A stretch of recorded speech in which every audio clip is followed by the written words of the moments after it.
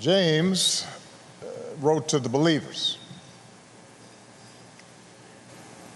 "Consider it pure joy, my brothers and sisters, whenever you face trials of many kinds, because you know that the testing of your faith produces perseverance. Let perseverance finish its work, so that you may be mature and complete, lacking nothing." It is a great honor to be back in Ebenezer Baptist Church, in the pulpit of its greatest pastor, Dr. Martin Luther King Jr., to pay my respects to perhaps his finest disciple, an American whose faith was tested again and again to produce a man of pure joy and unbreakable perseverance, John Robert Lewis. To those who have spoken, to Presidents Bush and Clinton, Madam Speaker, Reverend Warnock, Reverend King, John's family, friends, his beloved staff, Mayor Bottoms, I've come here today because I, like so many Americans, owe a great debt to John Lewis and his forceful vision of freedom.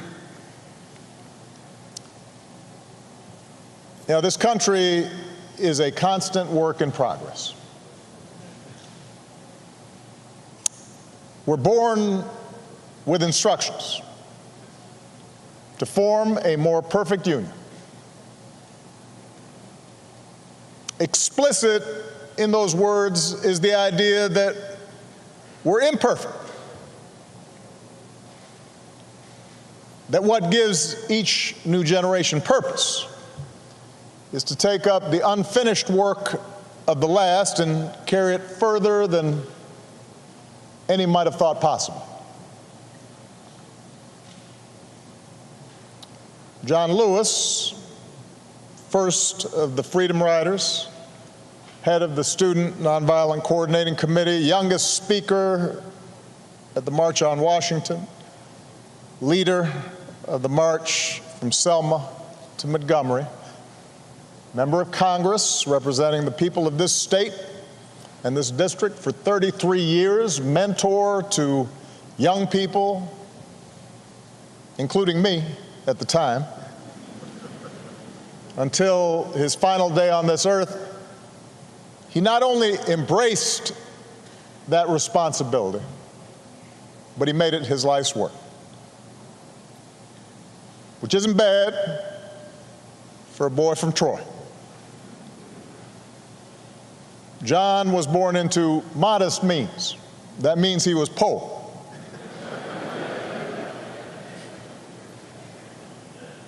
In the heart of the Jim Crow South, to parents who picked somebody else's cotton. Apparently, he didn't take to farm work. On days when he was supposed to help his brothers and sisters with their labor, he'd hide under the porch and make a break for the school bus when it showed up.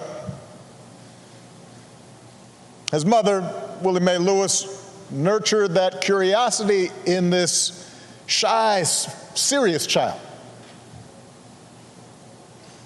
Once you learn something, she told her son, once you get something inside your head, no one can take it away from you.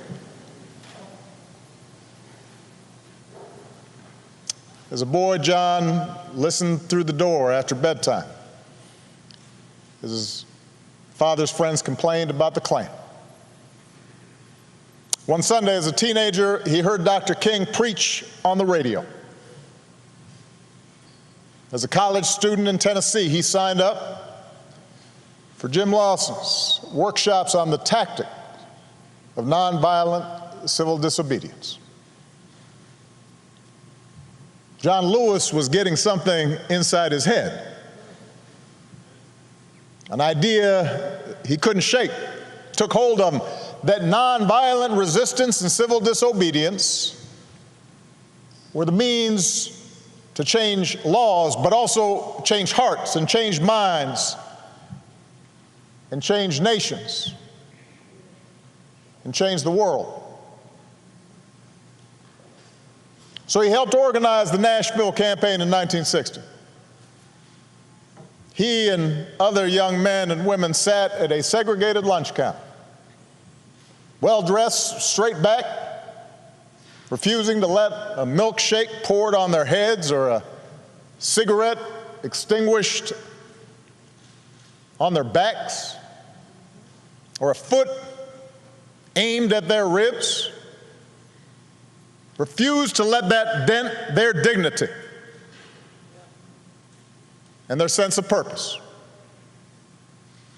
And after a few months, the Nashville campaign achieved the first successful desegregation of public facilities in any major city in the South.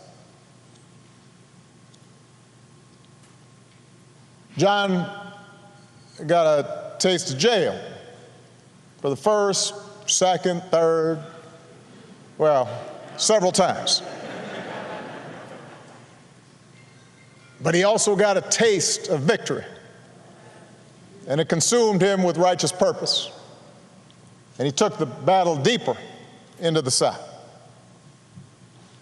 And that same year, just weeks after the Supreme Court ruled that segregation of interstate bus facilities was unconstitutional, John and Bernard Lafayette bought 2 tickets, climbed aboard a Greyhound, sat up front, and refused to move. This was months before the first official freedom rides. He was doing a test. Trip was unsanctioned. Few knew what they were up to. And at every stop through the night, apparently the angry driver stormed out of the bus and into the bus station. And John and Bernard had no idea what he might come back with or who he might come back with.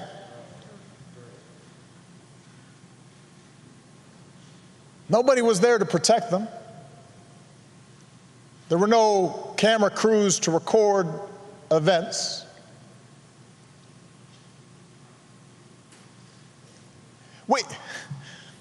Sometimes, Rev, we read about this and we kind of take it for granted, or at least we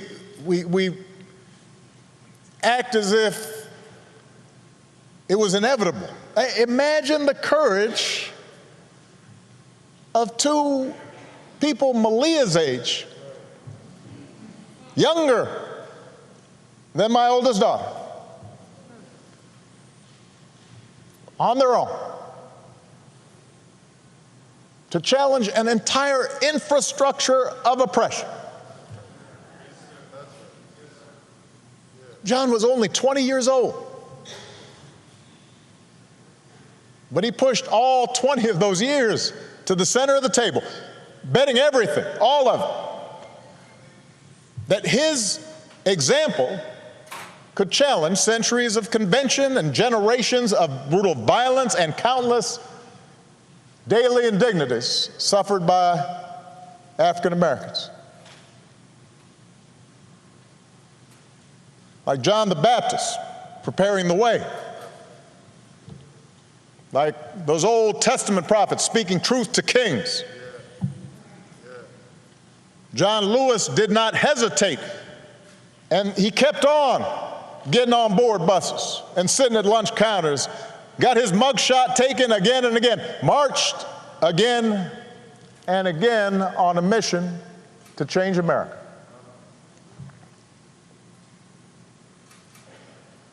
Spoke to 250,000 people at the March on Washington when he was just 23. Helped organize the Freedom Summer in Mississippi when he was just 24. At the ripe old age of 25, John was asked to lead the march from Selma to Montgomery. He was warned that Governor Wallace had ordered troopers to use violence. But he and Hosea Williams and others led them across that bridge anyway. And we've all seen the film and the footage and the photographs. President Clinton mentioned the trench coat, the knapsack, the book to read, the apple to eat, the toothbrush. Apparently, jails weren't big on such creature comforts. And you look at those pictures, and John looks so young, and he's small in stature,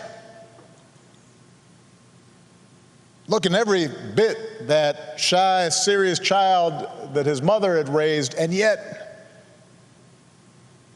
he's full of purpose. God's put perseverance in it.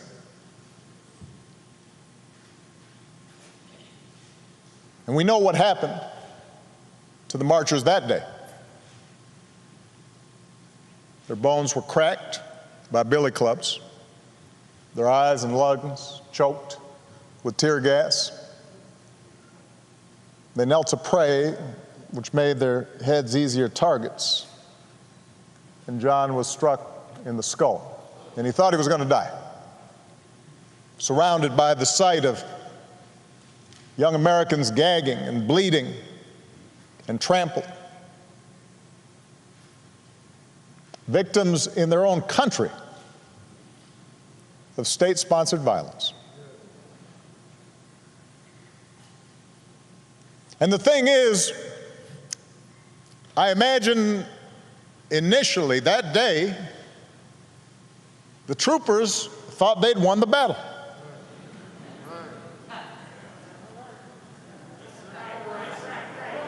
You can imagine the conversations they had afterwards. You can imagine them saying, yeah, we showed them. They figured they'd turn the protesters back over the bridge, that they'd preserved a system that denied the basic humanity of their fellow citizens. Except this time there were some cameras there. This time the world saw what happened, bore witness to Black Americans who were asking for nothing more than to be treated like other Americans, who were not asking for special treatment, just equal treatment, promised to them a century before, and almost another century before that. And when John woke up and checked himself out of the hospital, he would make sure the world saw a movement that was, in the words of Scripture, hard pressed on every side, but not crushed. Perplexed, but not in despair. Persecuted, but not abandoned. Struck down, but not destroyed.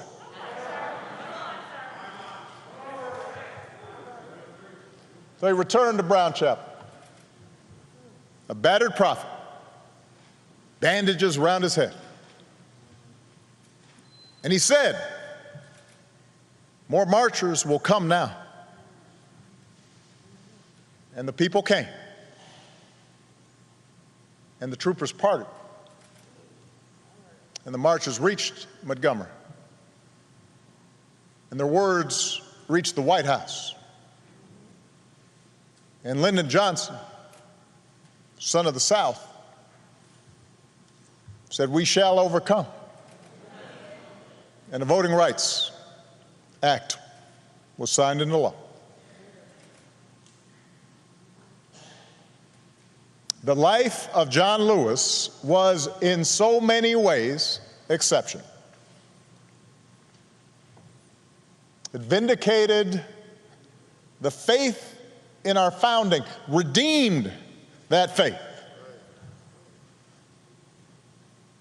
That most American of ideas, the idea that any of us, ordinary people without rank or wealth or title or fame, can somehow point out the imperfections of this nation and come together and challenge the status quo and decide that it is in our power to remake this country that we love until it more closely aligns with our highest ideals. What a radical idea. What a revolutionary notion, this idea that any of us, ordinary people, a young kid from Troy, can stand up to the powers and principalities and say, "No, this isn't right, this isn't true, this isn't just. We can do better." On the battlefield of justice, Americans like John, Americans like Reverends Lowry and C.T. Vivian, two other patriots that we lost this year, liberated all of us that many Americans came to take for granted. America was built by people like them. America was built by John Lewis's.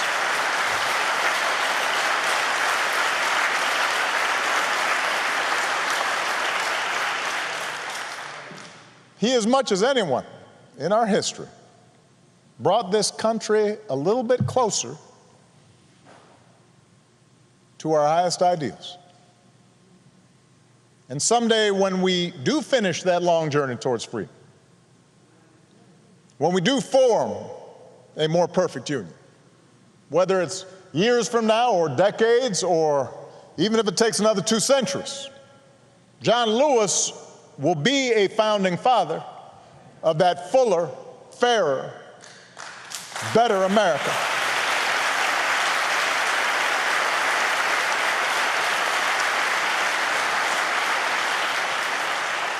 And yet, as exceptional as John was, here's the thing: John never believed that what he did was more than any citizen of this country can do.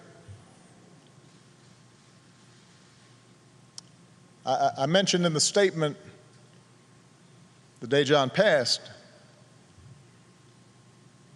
the thing about John was just how gentle and humble he was.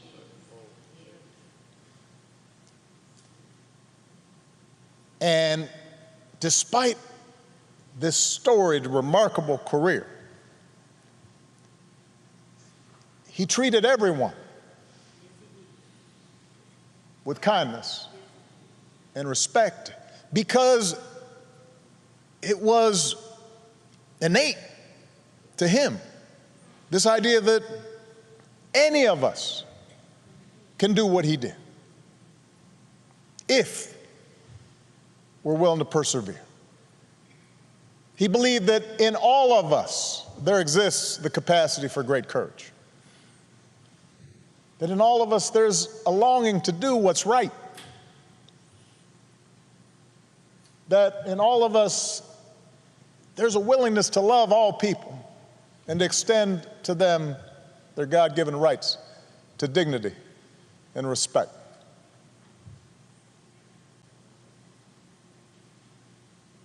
So many of us lose that sense. It's taught out of us. We start feeling as if, in fact, we can't afford to extend kindness or decency to other people. That we're better off if we're above other people and looking down on them. And so often that's encouraged in our culture. But John always said, he always saw the best in us. And he never gave up and never stopped speaking out because he saw the best in us. He believed in us even when we didn't believe in ourselves. And as a congressman, he didn't rest. He kept getting himself arrested. As an old man, he didn't sit out any fight. Sat in all night long on the floor of the United States Capitol. I know his staff was stressed.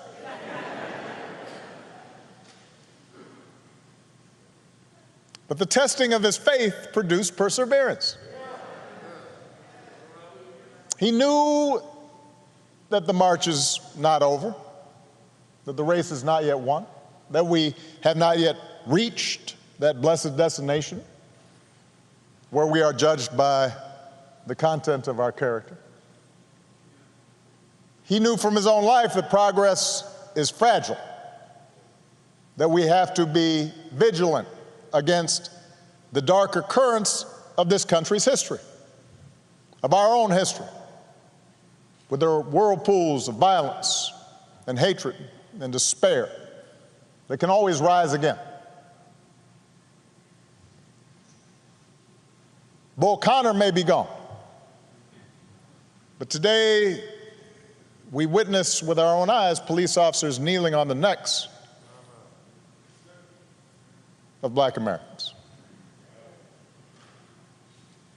George Wallace may be gone, but we can witness our federal government sending agents to use tear gas and batons against peaceful demonstrators.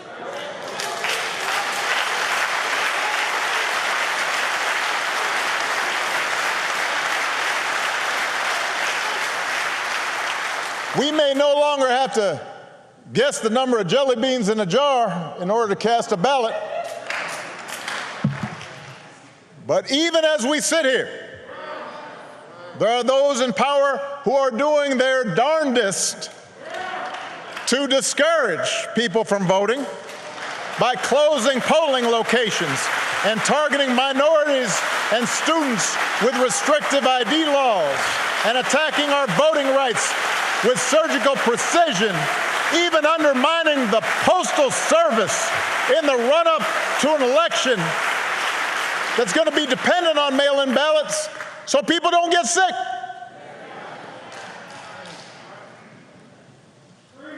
Now, I know this is a celebration of John's life.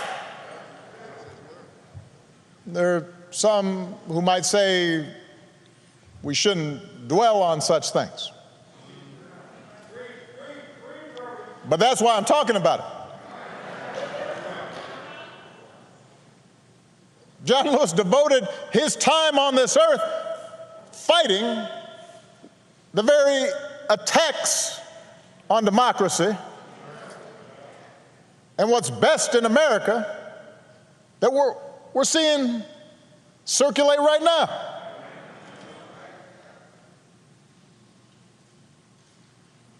He knew that every single one of us has a God-given power, and that the fate of this democracy depends on how we use it.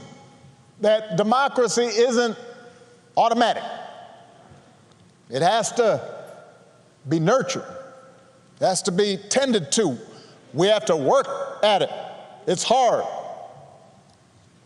And so he knew that it depends on whether we summon just a measure of John's moral courage to question what's right and what's wrong and call things as they are. He said that as long as he had a breath in his body, he would do everything he could to preserve this democracy. And as long as we have breath in our bodies, we have to continue his cause. If we want our children to grow up in a democracy, not just with elections, but a true democracy, a representative democracy, in a big-hearted, tolerant, vibrant, inclusive America of perpetual self-creation, then we're going to have to be more like John. We don't have to do all the things he had to do because he did them for us. But we got to do something.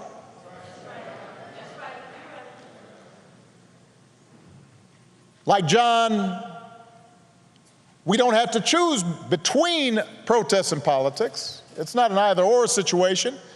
It's a both-and situation. We have to engage in protests where that's effective, but we also have to translate our passion and our causes into laws, institutional practices. That's why John ran for Congress 34 years ago. Like John, we've got to fight even harder for the most powerful tool that we have, which is the right to vote. The Voting Rights Act is one of the crowning achievements of our democracy. That's why John crossed that bridge. That's why he spilled his blood. And by the way, it was the result of Democratic and Republican efforts. President Bush, who spoke here earlier, and his father signed its renewal when they were in office.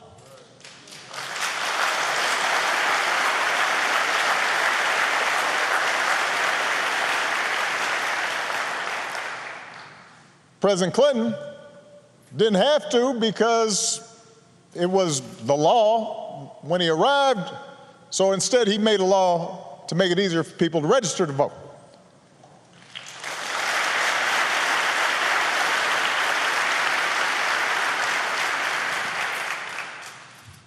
But once the Supreme Court weakened the Voting Rights Act,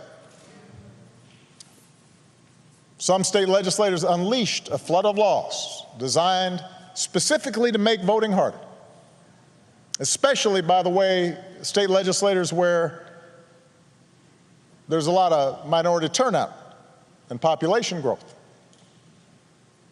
That's not necessarily a mystery or an accident.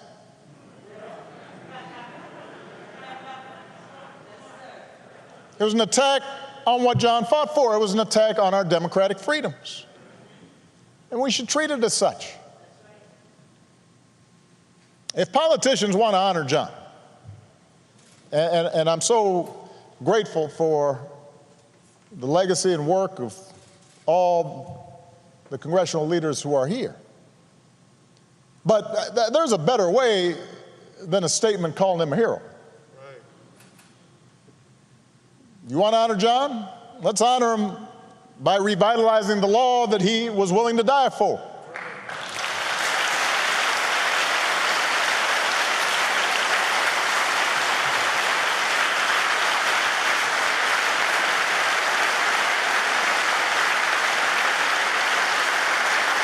And by the way, naming it the John Lewis Voting Rights Act, that is a fine tribute. But John wouldn't want us to stop there, just trying to get back to where we already were. Once we pass the John Lewis Voting Rights Act, we should keep marching to make it even better by making sure every American is automatically registered to vote, including former inmates who've earned their second chance. By adding polling places and expanding early voting and making Election Day a national holiday. So if you are somebody who's working in a factory, or you're a single mom who's got to go to her job and doesn't get time off, you can still cast your ballot. by guaranteeing that every American citizen has equal representation in our government, including the American citizens who live in Washington, D.C. and in Puerto Rico. They're Americans.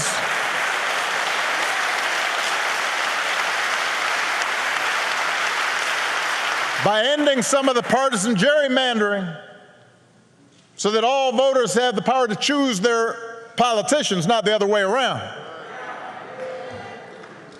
And if all this takes eliminating the filibuster, another Jim Crow relic, in order to secure the God-given rights of every American, then that's what we should do. Now, even if we do all this, even if every bogus voter suppression law is struck off the books today,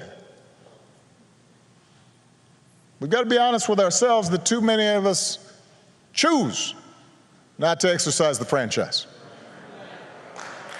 Too many of our citizens believe their vote won't make a difference, or they buy into the cynicism that, by the way, is the central strategy of voter suppression, to make you discouraged, to stop believing in your own power.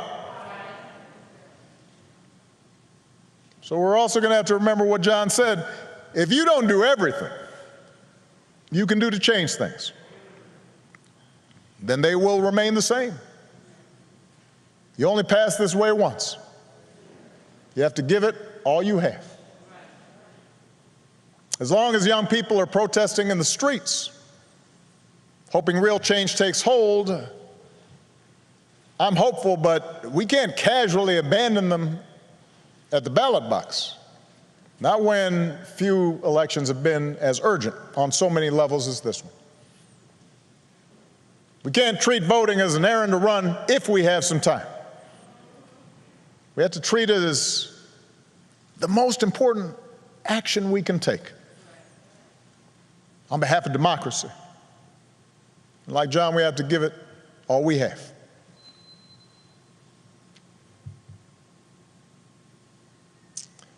I was proud that John Lewis was a friend of mine. I met him when I was in law school. He came to speak. And I went up and I said, Mr. Lewis, you are one of my heroes.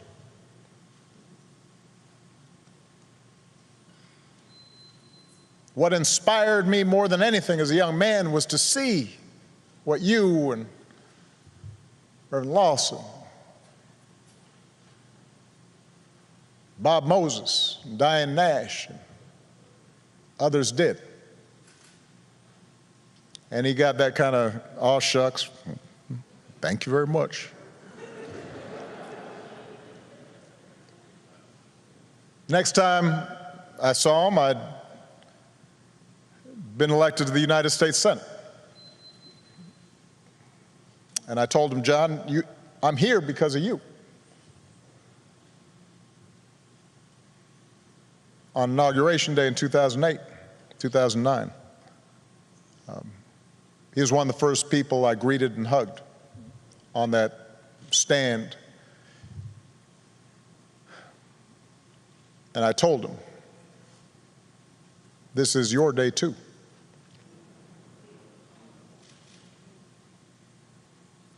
And he believed in us, even when we don't believe in ourselves.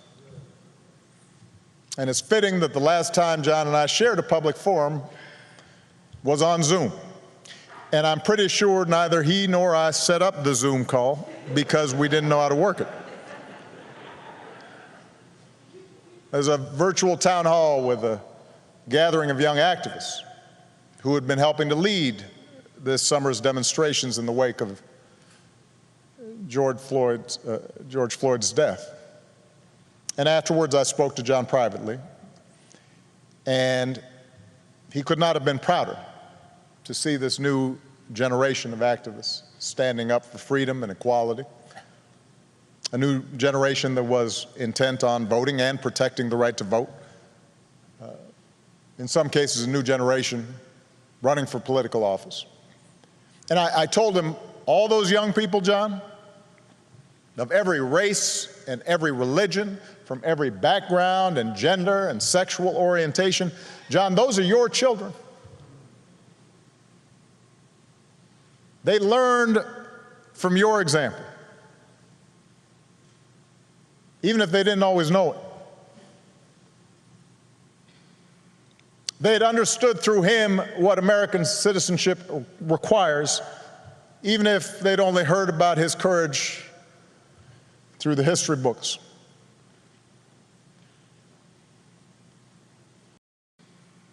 They had understood through him what American citizenship requires, even if they'd only heard about his courage through the history books.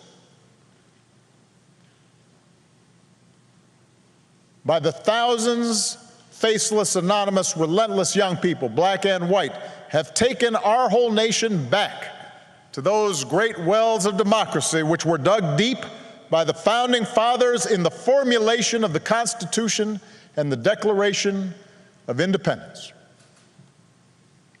Dr. King said that in the 1960s, and it came true again this summer.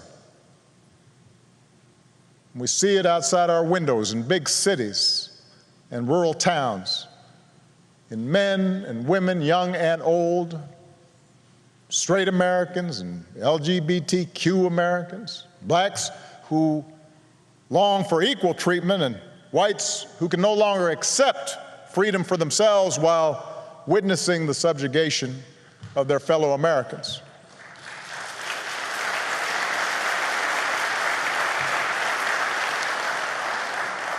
We see it in everybody doing the hard work of overcoming complacency, of overcoming our own fears and our own prejudices, our own hatreds.